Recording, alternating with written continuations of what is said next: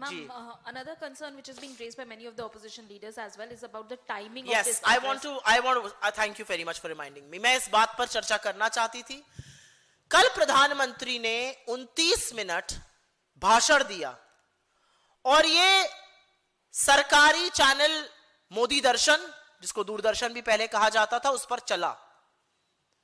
ये पॉलिसी पर भाषण नहीं था, ये किसी नीतिगत निर्णय पर भाषण नहीं था, ये विशुद्ध राजनीतिक भाषण था जिसमें वो नाम ले लेकर पॉलिटिकल पार्टीज का उनको अपशब्द कह रहे थे. 58 बार कांग्रेस का नाम लिया उन्होंने, क्षेत्रीय दलों का नाम लिया. अगर ये आचार संहिता का उल्लंघन नहीं है तो मैं चुनाव आयोग से पूछना चाहती हूं, आचार संहिता का उल्लंघन क्या है? इससे ज्यादा दुरुपयोग सरकारी तंत्र का और क्या हो सकता है? And I will say that in English also. The Prime Minister chose to speak for 29 minutes on the public broadcaster, Modi Darshan, which was also at one point of time called the Doordarshan, funded by taxpayers' money and spewing venom against India's opposition and our people. How could the Prime Minister use this platform to push forward his political agenda when the model code of conduct is in effect? Tamil Nadu and Bengal will go to polls. There's a model code of conduct that's there. Why on earth did Mr. Modi do what he did? Why did he try and use that platform? And how does the Election Commission not take suo motu cognizance of exploitation of government machinery for pure political purpose? And that's what systematic dismantling and disempowerment of institutions has done to this country. जी हाँ. Ma'am, एक सवाल ये है कि महिला आरक्षण संशोधन bill को लेकर के न सिर्फ प्राइम मिनिस्टर मोदी बल्कि बीजेपी रूल्ड राज्यों के जो चीफ मिनिस्टर हैं उनकी तरफ से भी प्रेस कॉन्फ्रेंस की जा रही है. कुछ देर पहले यूपी के मुख्यमंत्री योगी आदित्यनाथ ने प्रेस कॉन्फ्रेंस करके ये कहा कि संसद के अंदर जो दृश्य देश ने देखा और कांग्रेस और उसके सहयोगी दलों का जो दृश्य था वो द्रौपदी के चीरहरण जैसा दृश्य था.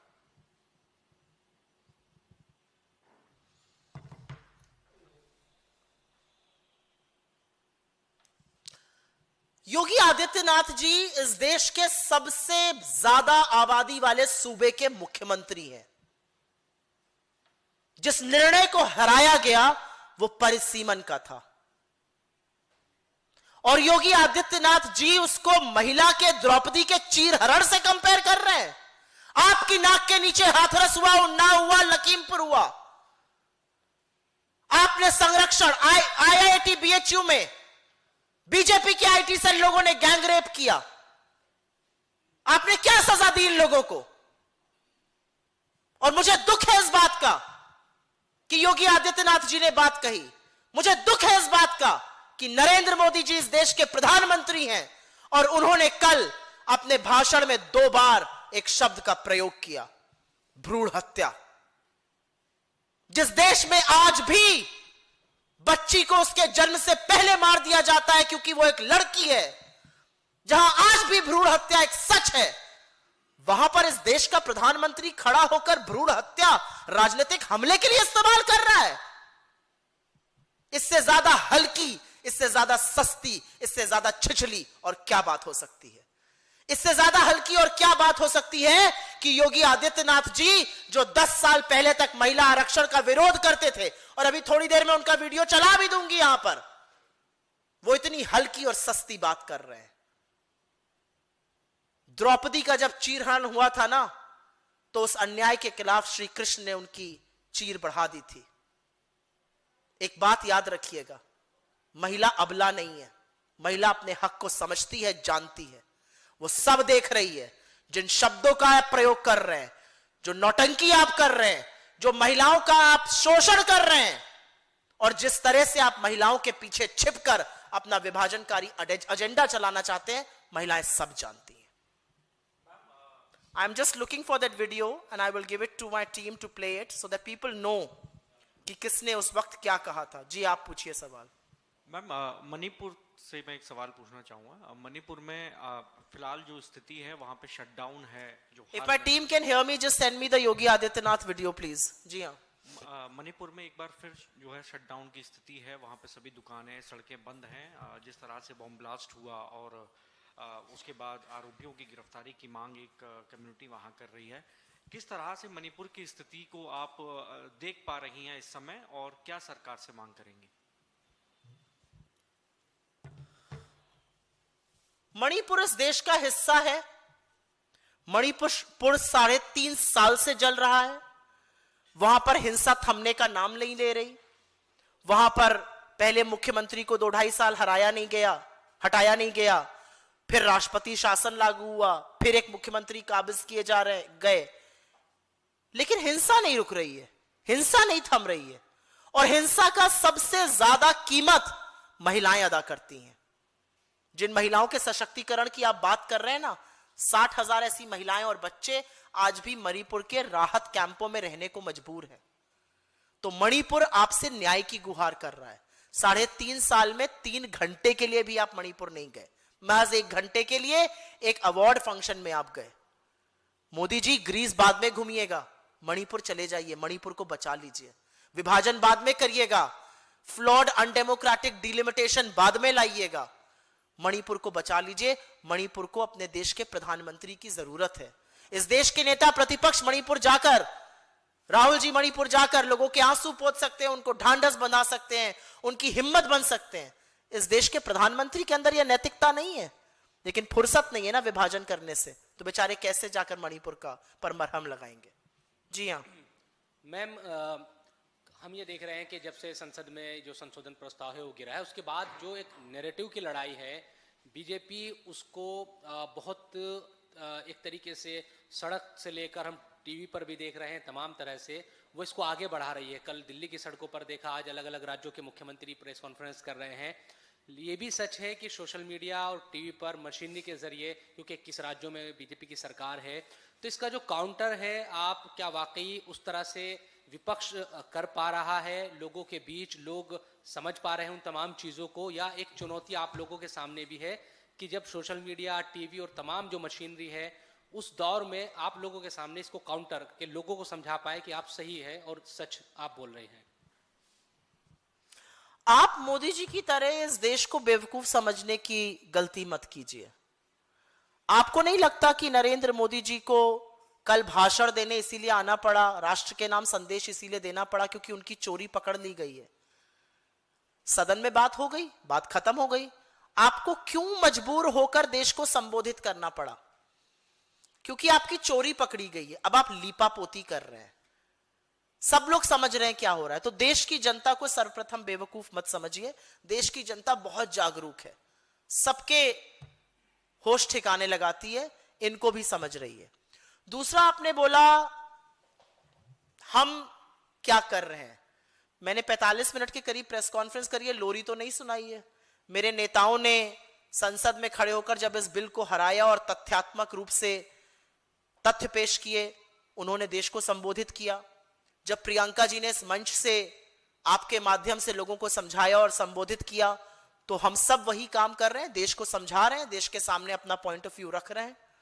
हाँ, हमें आपके चैनल 29 मिनट का टाइम नहीं देंगे, हमें दूरदर्शन 29 मिनट के लिए नहीं दिखाएगा, लेकिन देश के लोगों को कम आंकने की मूर्खता मत कीजिए। देश सब समझ रहा है।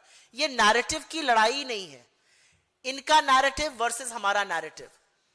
2012 में जब यह बात होती ना, तब चिंता होती, अरे भाई नैरेटिव की लड़ाई में कहीं वो आगे ना निकल जाए। आपको लग रहा है बीजेपी का कोई नैरेटिव चल रहा है अभी? महिला आरक्षण तो छोड़ दीजिए, महंगाई, बेरोजगारी, कर्मचारी, आपको लग रहा है बीजेपी का कोई भी नैरेटिव चल रहा है? बीजेपी का जनसंपर्क और जनाधार से कोई नाता ही नहीं है अभी।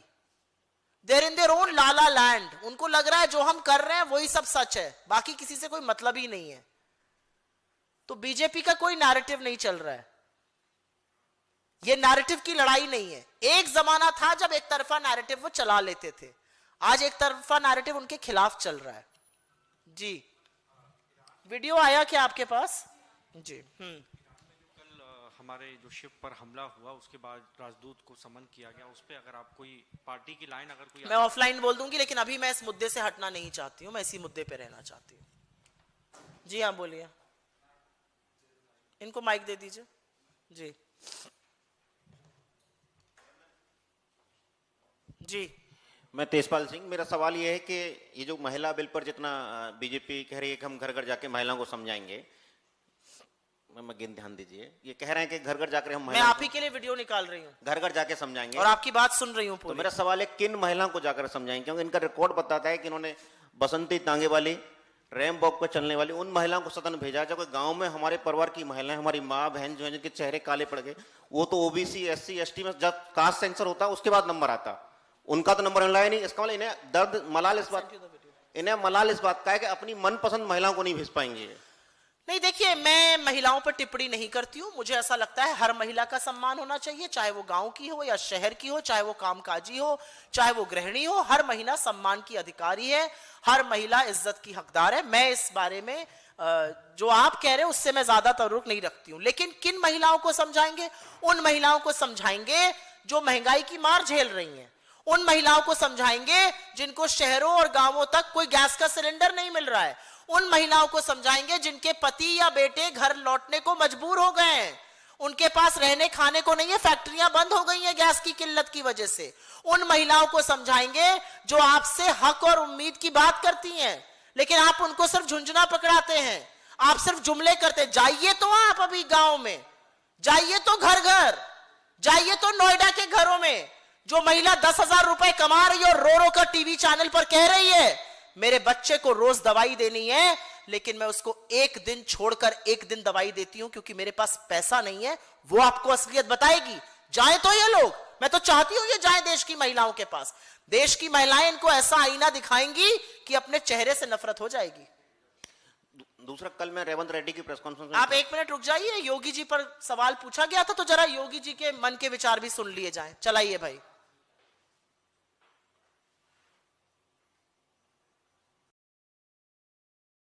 आवाज नहीं है, चलिए आप तब तक सेट करिए, आप सवाल पूछिए।